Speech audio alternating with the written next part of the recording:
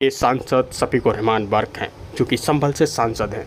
आप देखने जा रहे हैं शफीकुर रहमान वर्क का ये इंटरव्यू, ऐसा इंटरव्यू जिसमें उन्होंने दानिश अली से लेकर महिला आरक्षण और आरएसएस पर खुलकर बातें की।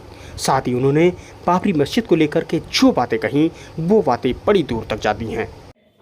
जो एमपी दानिश है उनके साथ बदसलूकी की गई है, क्या मानती है इस तरह से? जिस तरह ये देखी तो बिल्कुल, यानी मैं समझता हूँ कि पार्लियामेंट जो है एक बड़ी हाई फाई जगह है।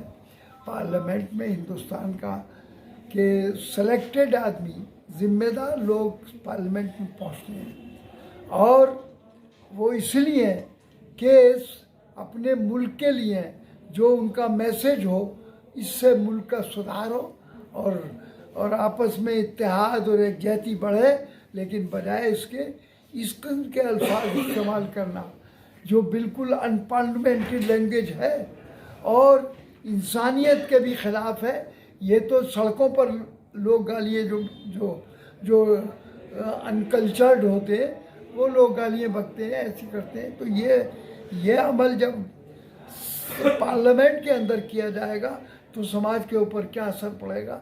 और आप देखें कि इस वक्त इन्होंने ये उनके दानिश अली के साथ में भी कोई बुरा कहकर सारी मुसलमान कौम को जलील करने की कोशिश की है। इसको हम बर्दाश्त नहीं करेंगे। आ रहा है अखिलेश यादव सीट मांगेंगे या सीट देंगे? वो अपनी फिक्र करें।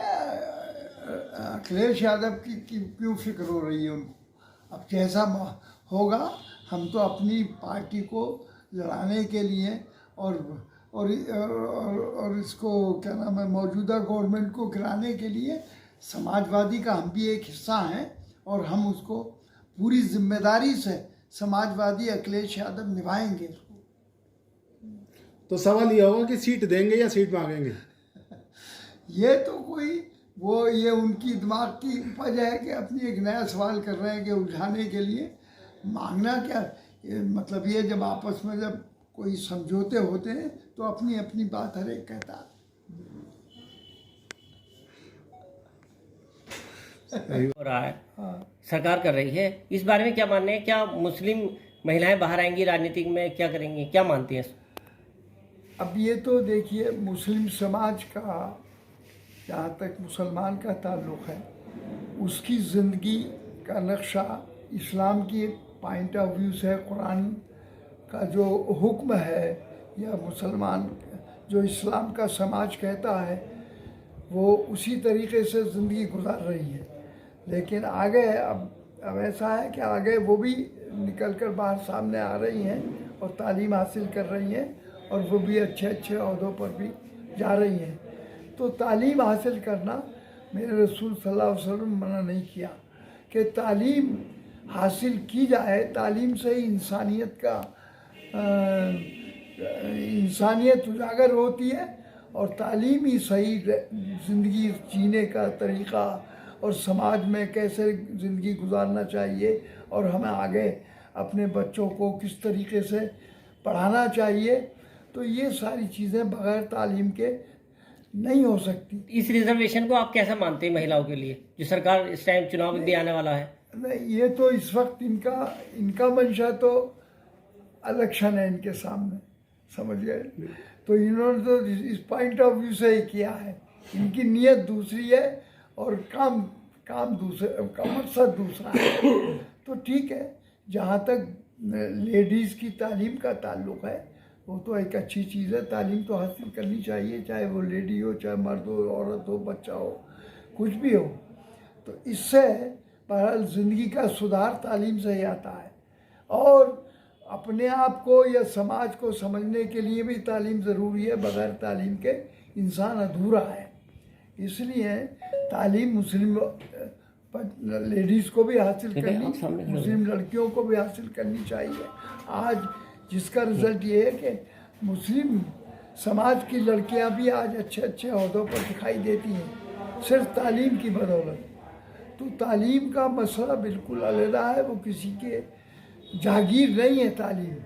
तालीम के लिए समाज के अंदर हर कौम, हर बिरादरी, हर मज़हब के बच्चे को पढ़ने का पूरा हक हासिल है और इसीलिए अपोजिशन में भी इस पर उसको सपोर्ट किया और ये पास करा दिया गया।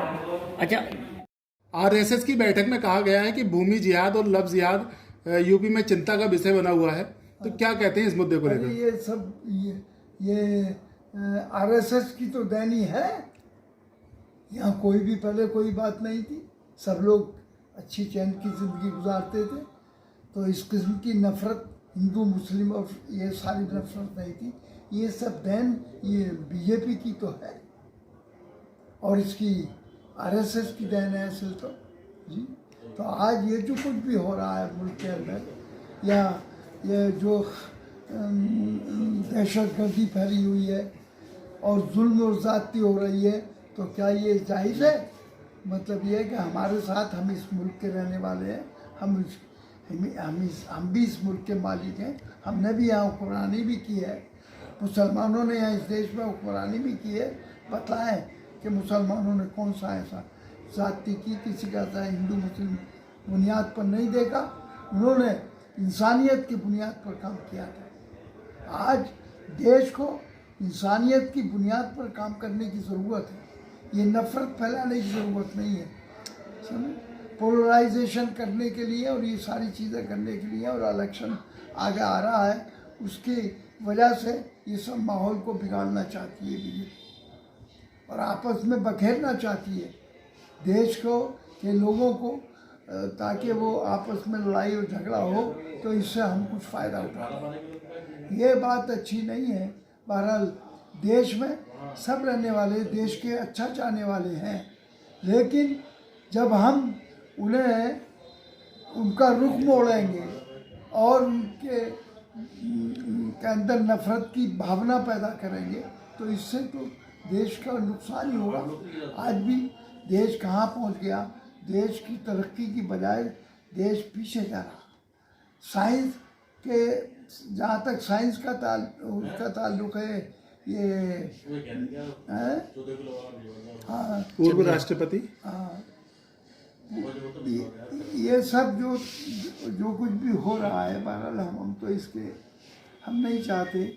हम तो चाहते हैं कि देश की तरक्की के लिए ऐसी पॉलिसी बनाई जाए, और इसीलिए कि चूँकि इन्होंने देश के अंदर कोई अच्छा माहौल नहीं दिया, तरक्की की कोई बात ऐसी नहीं की, बल्कि हालात को बिगाड़ने के लिए समाज में नफ़रत फैलाई, तो इसलिए आज अवाम अपोजिशन सारा इनके ख़िलाफ़ है।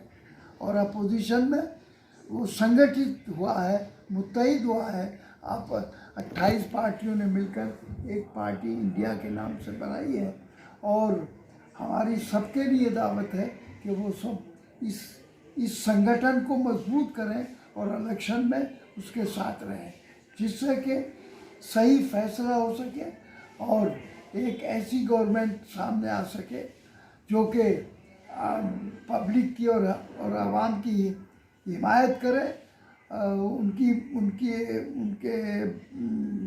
ज़िंदगी के लिए अच्छा सोचे, अच्छे काम करे। तो और ये नफ़रत नहीं, नफ़रत की बजाय मोहब्बत का पैगाम दे। हम ऐसा माहौल चाहते हैं। तो आज इस माहौल को बदलने के लिए ये अपोजिशन सब एक जगह जमा हुआ है, ताकि देश हमारा बच सके, तरक्की हो सके और हम देश के लिए अच्छा काम कर सकें। और उसका मैसेज गलत गया और उसने यानी ताना बाना बखेर दिया उसने। बिल्कुल हिंदुस्तान के अंदर उस बाबरी मस्जिद की शहादत का मकसद ये है कि मुसलमानों को चैलेंज था कि तुम यहाँ नहीं रह सकते। तो यानी जहाँ तक मस्जिद हो, मंदिर हो या कोई भी गिरजा हो, कोई भी इबादत गाह हो, उसको तो किसी भी गवर्नमेंट को छेड़ना भी नहीं चाहिए। और वो इबादत का मसला अपनी अलहदा है। हर कौम हर मज़हब के एतबार से अपने अपने हिसाब से इबादत करते हैं, पूजा करते हैं, जो कुछ भी करते हैं। मुसलमान मस्जिद में बहरहाल अल्लाह अल्लाह करता है, बहरहाल अल्लाह से माफ़ी मांगता है, और जो कुछ भी अल्लाह ने इंसान को यहाँ पैदा किया है तो वो उसकी सारी अक्कासी करता है। इन हालात में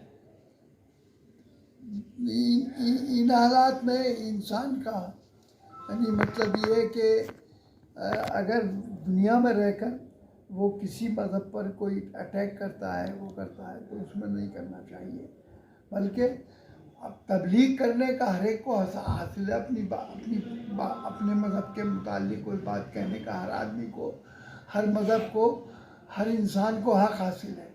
और अपनी बात कहने का भी कानून हमारे पास मौजूद है हिंदुस्तान का संविधान में। बहरहाल कोई पाबंदी इस तरह की नहीं की गई है कि वो अपने मजहबी इबादत ना कर सके और किसी को कि उसमें काम में कोई रुकावट डाले या अपनी कोई बात इस देश के अंदर नहीं कह सकता हो। ये सब कुछ मौजूद है, लेकिन इसके बावजूद भी बीजेपी की पॉलिसी बहरहाल इस आइन के ख़िलाफ़ है। जो आइन हमें दिया गया है, आज उस आइन और जो यहाँ पर डेमोक्रेसी है, जमहूरियत है, उसके ख़िलाफ़ सारी कार्रवाई हो रही है।